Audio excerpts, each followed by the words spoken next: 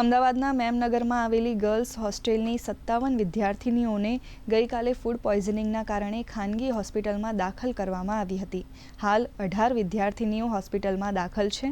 તેમની સારવાર ચાલી રહી છે. આ અંગે અમદાવાદ મ્યુનિસિપલ કોર્પોરેશનના આરોગ્ય વિભાગના વડા ડોક્ટર ભાવિન સોલંકીએ પ્રાથમિક માહિતી આપી હતી.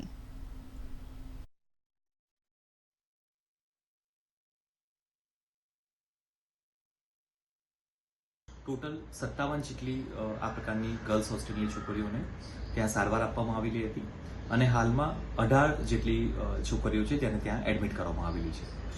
તેઓ મેમનગર ખાતે આવેલ ગર્લ્સ હોસ્ટેલમાં આ છોકરીઓ રહેતી હતી. ગર્લ્સ હોસ્ટેલમાં કરીબ 900 જેટલી આ છોકરીઓ રહે છે, જેમાંથી 57 છોકરીઓને આ પ્રકારની અસર થયેલી હતી.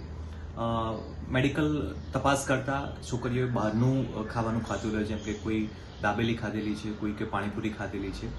હાલમાં કોર્પોરેશન દ્વારા ટીમ ત્યાં મૂકવામાં આવેલી છે, તેના ફૂડ સેમ્પલ પણ લેવામાં આવેલા છે અને જે પણ દીકરીઓ સ્ટર્લિંગ હોસ્પિટલમાં એડમિટ છે, પ્રાપ્ત માહિતી અનુસાર તેઓ તમામ અત્યારે હાલમાં સ્ટેબલ છે.